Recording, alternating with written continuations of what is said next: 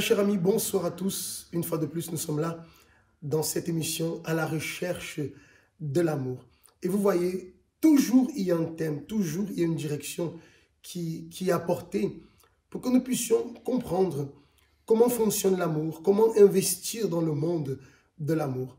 Et souvent les personnes, elles se sentent un peu perdues. Ce n'est pas parce qu'elles ne veulent pas la félicité sentimentale, mais malheureusement les personnes, comme on dit souvent, n'ont pas en main les bons éléments pour pouvoir alors vivre le bonheur qu'elles désirent. Monique, bonsoir. Bonsoir, bonsoir à tout le monde. Et comme je disais, les personnes, c'est comme quelqu'un qui a son jardin et tout est déjà préparé pour pouvoir, je dirais, semer et avoir du retour de sa semence. Mais le problème, c'est qu'il n'a pas les semences. Et c'est ce qui arrive avec beaucoup de personnes dans la vie sentimentale. D'une certaine façon, elles ont tout, mais en même temps, il leur manque l'essentiel pour pouvoir jouir de ce qu'elles désirent. Oui, et c'est pour cette raison que nous sommes ici dans cette émission, ou sinon dans la conférence aussi de la thérapie de l'amour, parce que cela, c'est comme une semence qu'on vient à chaque fois pour pouvoir donner les directions pour que cet amour, il puisse être, comme je peux dire, épanoui, il peut être un bon amour à vivre.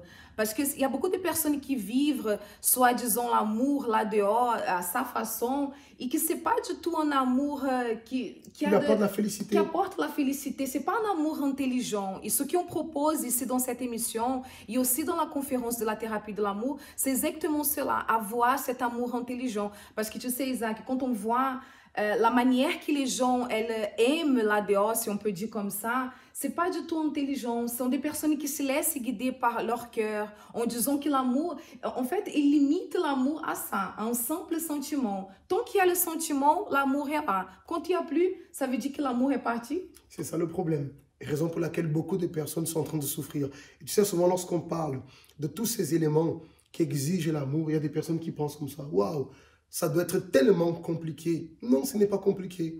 Une fois qu'on a compris quel est le principe des choses, c'est ce que tu viens de dire, l'amour intelligent. Une fois qu'on associe l'intelligence à cela, alors l'intelligence nous guide. Il y a des choses qu'on comprend, des choses qui sont essentielles. Et avec cette intelligence, on peut construire alors un amour solide. On va voir en ce moment l'expérience d'une personne qui participe des conférences de la thérapie de l'amour et qui est en train de voir les résultats. On vous montre cela pour que vous puissiez comprendre que ça vaut la peine d'investir dans la vie sentimentale. Suivez ce témoignage, cette expérience, et juste après, on se retrouve.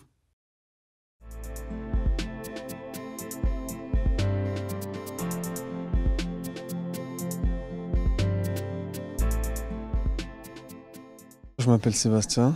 Alors, ça fait 4 ans exactement que je participe à la thérapie de l'amour. Et durant ces 4 ans, j'ai pu apprendre à m'équilibrer. Parce que c'est vrai que j'étais souvent déséquilibré dans certaines choses que je faisais. Je mélangeais un peu tout ce que je faisais.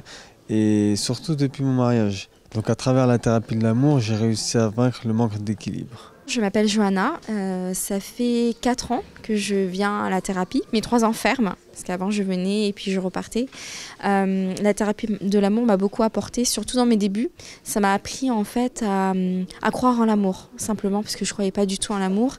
Aujourd'hui je suis mariée, donc ce qui prouve que j'ai vraiment vaincu ça.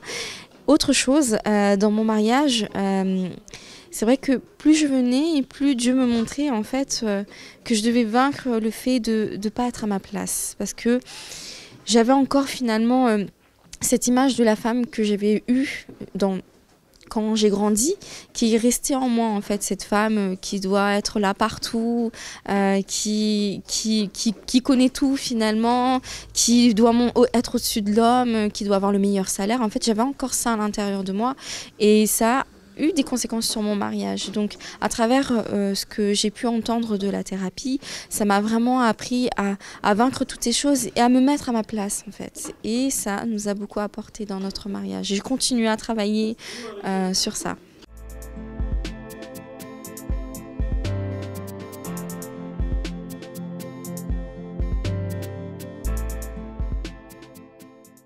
Voilà une personne de plus qui nous montre que mettre en pratique ces semences, on va dire ainsi, ces directions, portent des résultats. Alors pourquoi ne pas investir?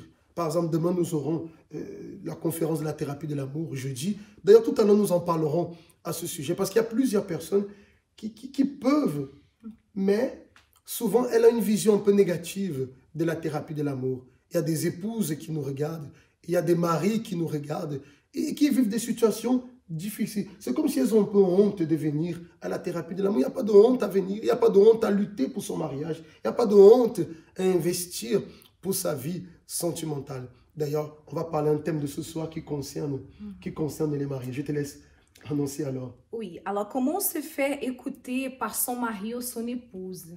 Comment on fait cela? Parce que quand je dis écouter... On parlait hier de l'importance de l'écoute. Hein? Voilà. Enfin, hier, le lundi, on parlait de l'importance de l'écoute. Quand on parle d'écouter, c'est pas seulement écouter le son de la voix de la personne, parce que je peux bien être là à ton côté, tu peux bien parler, moi je peux être là en train de faire semblant que je t'écoute, mais la pensée elle est ailleurs. Ou parfois même, la personne elle fait même pas semblant, elle regarde, l'autre commence à parler et elle tout simplement part. En fait, comment faire que l'autre personne soit attirée par ce que nous avons à parler? Captiver son attention. Voilà, comment? Alors, dans le cadre, vous êtes par exemple un mari, vous êtes un homme et vous dites, voilà, souvent je vais parler avec mon épouse, mais elle ne m'écoute pas. Elle ne m'écoute pas. On parlait de l'importance de l'écoute. Elle ne m'écoute pas. Ce que j'ai à dire est important, elle ne m'écoute pas. Alors, comment est-ce que je peux faire pour qu'elle puisse m'écouter? La première chose déjà, c'est de voir comment est-ce que le mari traite l'épouse. Souvent, l'épouse n'écoute pas le mari parce que dans la responsabilité qu'il a de prendre soin d'elle, de la valoriser, je veux dire comme ça, de la faire se sentir, on va dire comme ça, une princesse. Souvent, il la méprise, il a une attitude qui ne la valorise pas. Alors maintenant, lorsqu'il a quelque chose d'important qui le concerne et qui veut maintenant que l'épouse l'écoute, alors ne l'écoute pas. Pourquoi? D'une certaine façon, je veux dire, elle se venge. On va dire le suivant. Finalement, il est en train de récolter ce qu'il a semé.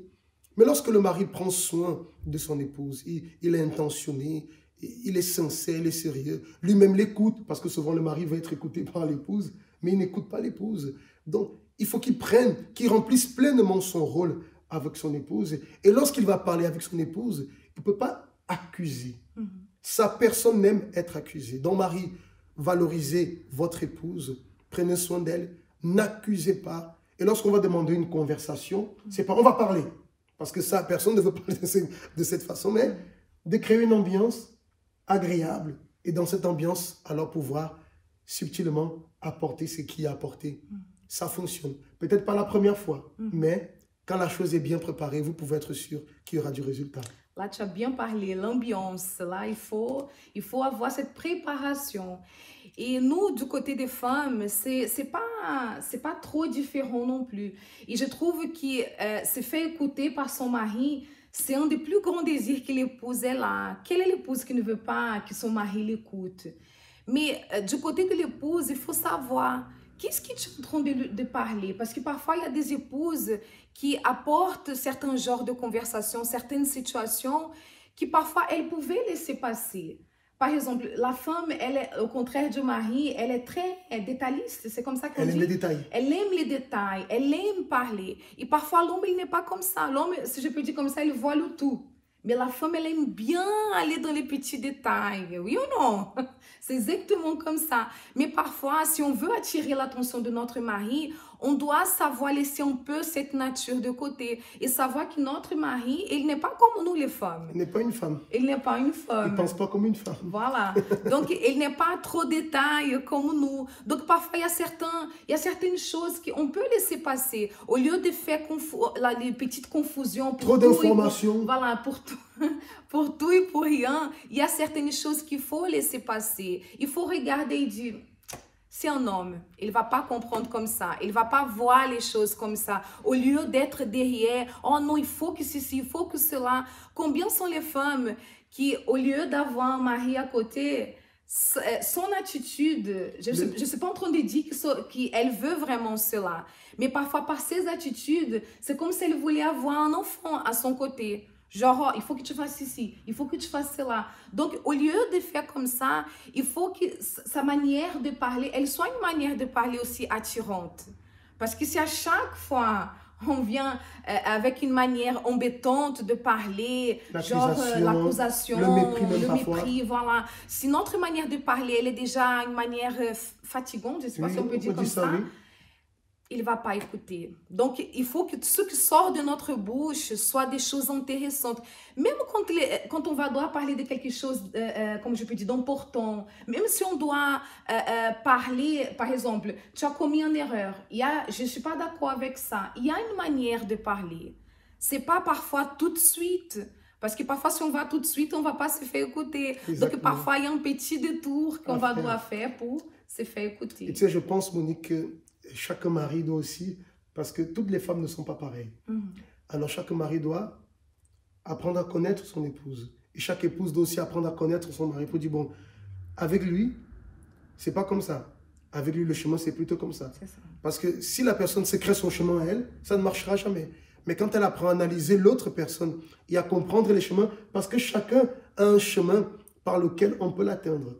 Lorsque la personne a découvert ce chemin, que ce soit le mari pour l'épouse, sans oublier tout ce qu'on a dit, et l'épouse pour le mari, alors vous pouvez être sûr que vous allez toujours vous faire écouter. Bien sûr, on rajoute toujours le grain de sel de la foi. Il y a la prière aussi, mais la prière, à elle, ça ne suffit pas. Il y a l'intelligence qui doit faire partie de l'amour. Et lorsque cette intelligence est appliquée, elle exige à ce que je connaisse l'autre personne. C'est ça l'importance de connaître. Alors je sais comment je peux parvenir alors à cet objectif-là, de me faire écouter. Et juste une chose, Isaac, il faut bien analyser aussi que ce que nous sommes en train de parler, c'est vraiment quelque chose qui doit être accepté. Parce que parfois la personne, elle veut être écoutée par quelque chose, mais ce qu'elle propose n'est pas une bonne chose à être écoutée. Donc, si le mari il dit non ou l'épouse elle dit non, donc il faut analyser aussi. Quand on parle de se faire écouter, ça ne veut pas dire que ça sera toujours du oui, oui. Oui, exactement. Voilà. Au moins se faire écouter, l'autre a compris, il a saisi, parce que c'est ça. Parce que souvent, comme tu disais tout à l'heure, l'autre écoute, mais il n'écoute pas. Il entend le son de la voix de l'autre, mais ça ne rentre pas. Mais le mari écoute, il pèse, il vient, il explique, et vice-versa. Et là, alors, vous pouvez être sûr que les choses vont aller. L'un et l'autre vont toujours se faire écouter. Donc voilà, c'était le conseil pour ce soir. Nous arrivons à la fin de l'émission. N'oubliez pas que demain, ici à Paris, au 254 rue du Faubourg Saint-Martin, nous vous attendons dans cette conférence de la thérapie de l'amour. Vous savez que nous avons commencé ce propos de la corde à 3 fils, qui est le symbole de ce que doit être la relation, le mariage. N'oubliez pas de venir avec votre corde pour l'onction. Vous qui n'avez pas reçu encore, alors demain à la thérapie de l'amour, vous allez recevoir ici à Paris à 20 h ou alors là à Évry-Couronne, à Nantes et à Lyon à 19 h 30. Passez une très bonne soirée et à très bientôt.